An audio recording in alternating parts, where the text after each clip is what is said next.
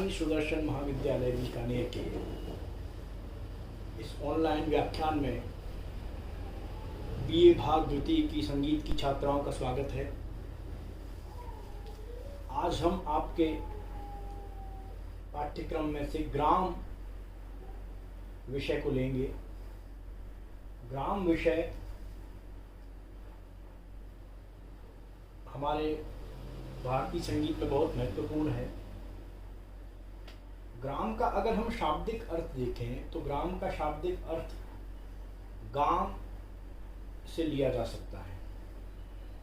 जिस प्रकार गांव में अलग अलग व्यक्ति एक समूह में एक विशेष व्यवस्था के तहत रहते हैं, इसी प्रकार संगीत रूपी जो ग्राम है उसमें स्वर और श्रुतियाँ एक विशेष व्यवस्था के अंतर्गत रहते हैं।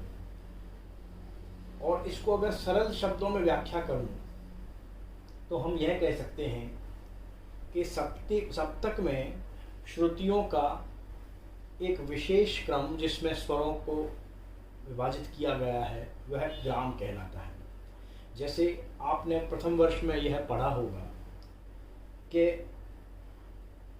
सा म प ये चार चार श्रुतियों के होते हैं, रे ध तीन तीन श्रुतियों के होते हैं और ग तथा नी ये दो दो श्रुतियों के होते हैं। यानी सारे ग म प ध नी इन स्वरों को श्रुतियों में बांटने का क्रम 4 3 2 4 4 3 2 सा रे ग म प ध नी क्रमशः 4 3 2 4 4 3 और 2 इतनी श्रुतियों के होते हैं। अगर इस क्रम में ज़रा सा भी परिवर्तन कर दिया जाए तो यह कोई दूसरा ग्राम हो जाएगा। कहने का तात्पर्य कि हर स्वर कितनी श्रुतियों का होगा सप्तक में, यह विशेष व्यवस्था ग्राम कहलाती है। जो हमारा जो सबसे प्रचलित ग्राम है वो है षडज ग्राम। षडज ग्राम जो है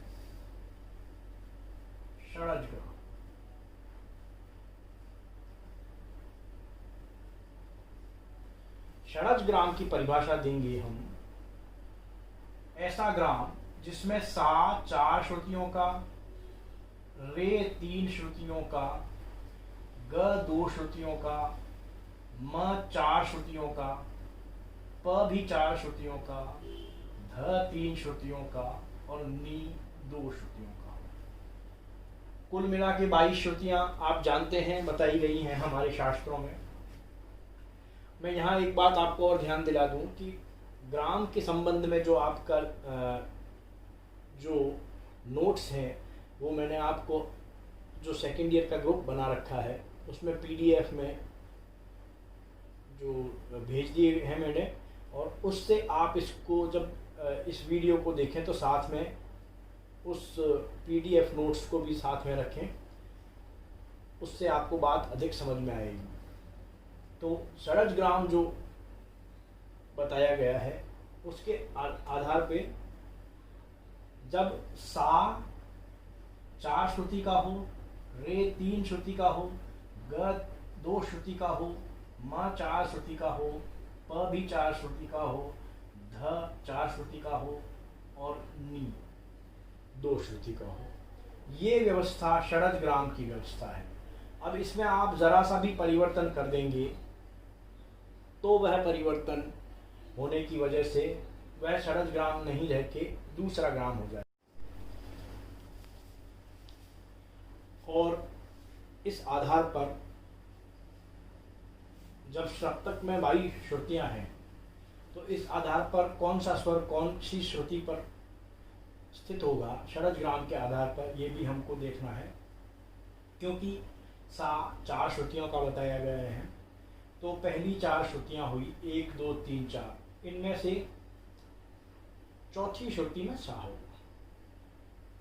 ये आपको फर्स्ट ईयर में भी आपने पढ़ा होगा कि जो प्राचीन और मध्यकालीन ग्रंथकार हैं वो अपने स्वर उस स्वर की जितनी भी श्रुतियाँ हैं उनमें से अंतिम स्थान पर रखते हैं, और आधुनिक विद्वान अपना स्वर जितनी भी श्रुतियाँ उस स्वर की बताई गई हैं उसमें से पहले पे रखते हैं।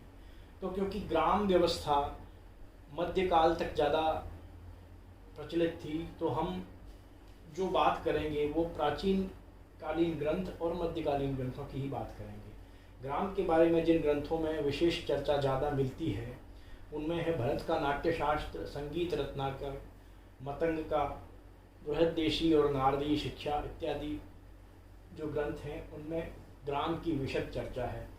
तो चाहे संगीत रत्नाकर हो, चाहे भरत का नाट्यशास्त्र हो, चाहे मतंग का बृहद्देशी हो, वो सब लोग स्वर को अपनी श्रुति में अंतिम स्थान पर रखते हैं।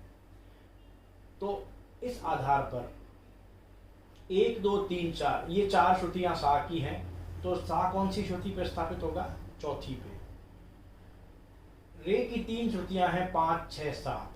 तो अंतिम श्रुति कौन सी हुई? तीसरी। 5, 6, 7 तो यानी रे 7वें को होगा।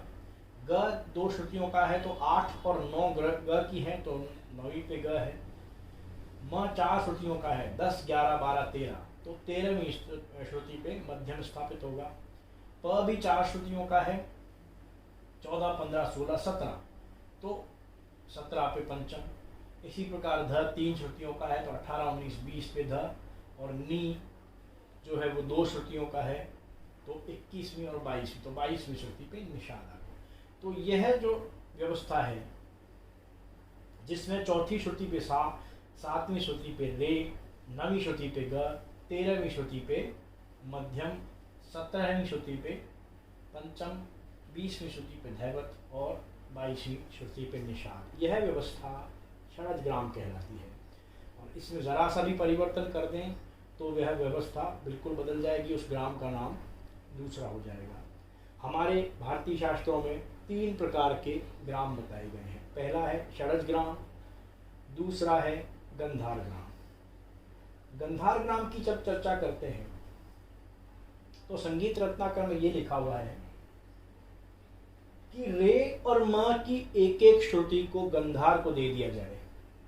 ठीक है, रे और म की एक एक श्रुति को गंधार को दे दिया जाए, यानी रे और म कितनी कितनी श्रुतियों के हैं। एक बार हम इसको वापस रब कर देते हैं क्योंकि हम गंधार ग्राम की बात कर रहे हैं तो दूसरी व्यवस्था हो जाएगी इसकी। गंधार ग्राम,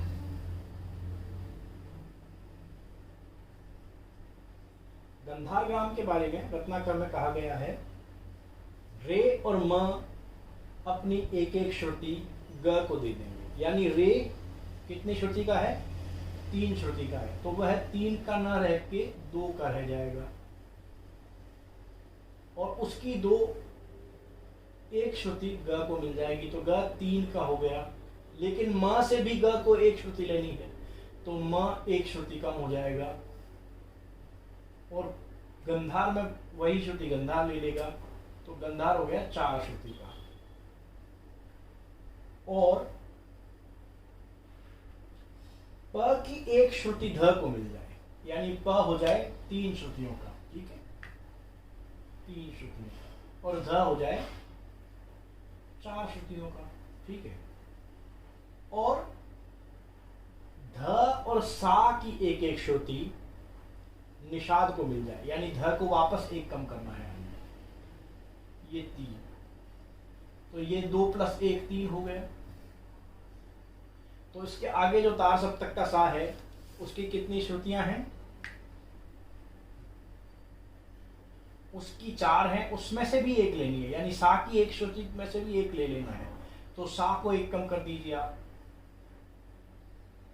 ये सा भी कम हो गया और नी को वापस 1 बढ़ा दीजिए क्योंकि नी पहले 2 का था तो 1 ध से ली 1 सा से ली तो 2 + 1 + 1 4। अब ये सा यहाँ क्यों कम किया है मैंने? क्योंकि तार सप्तक का सा और ये सा की श्रुतियां बराबर ही हैं।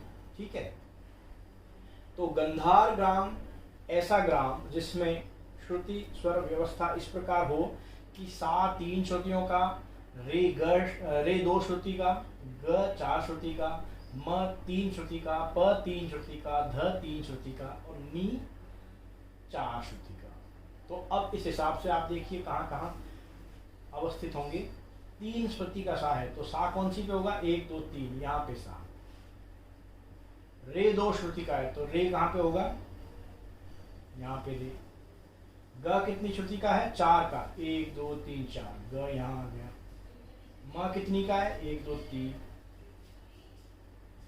प 1 2 3, ध 1 2 3 और नी 1 2 3 4। ठीक है, यह गंधार ग्राम हुआ आपका। अब गंधार ग्राम के बारे में ऐसा कहा जाता है कि गंधार ग्राम का पृथ्वी लोक में कोई उसका अस्तित्व नहीं है और गंधार ग्राम सिर्फ देवलोक में और स्वर्ग में ही इसका उपयोग होता है, इसलिए यह हमारे काम का नहीं है, ऐसा हमारे ग्रंथों में लिखा गया है। तो इसका मतलब ये हुआ कि हमारे 2 ही ग्राम, मध्यम ग्राम और शरद ग्राम, ये 2 ही हमारे काम के होंगे।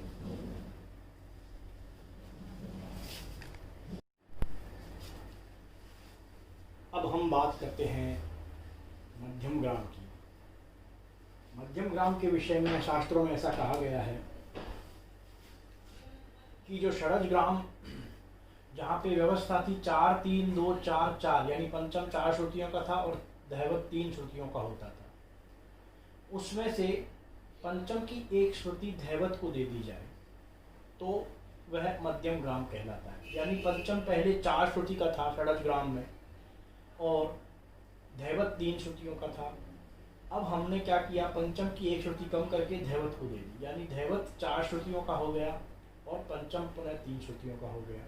तो ऐसी स्वर व्यवस्था जिसमें सा 4 श्रुतियों का, रे 3 श्रुतियों का, ग 2 श्रुतियों का, म 4 श्रुतियों का, प 3 श्रुतियों का और ध 4 श्रुतियों का और नी 2 श्रुति का हो, ऐसी स्वर व्यवस्था मध्यम ग्राम कहलाती है।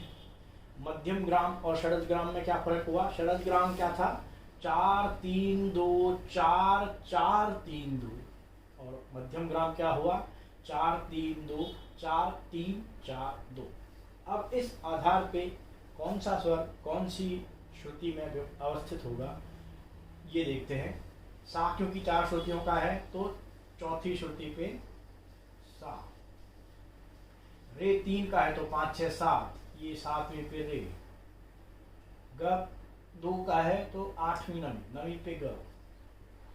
म फिर 4 का है, 1 2 3 4 तो 13वीं पे म। प कितने का है, 3 का, 1 2 3 तो 16वीं पे प।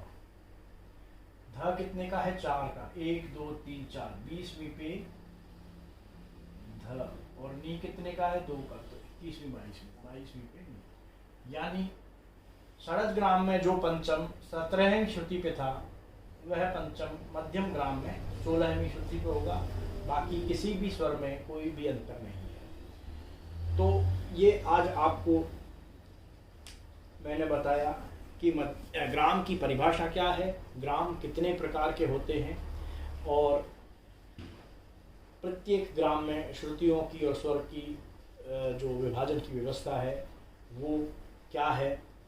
आशा है आपको अच्छी तरह समझ में आया होगा और इस टॉपिक में अगर आपको कोई भी डाउट हो तो आप सेकेंड ईयर का जो ग्रुप है उस पर अपनी क्वेरीज डाल सकते हैं।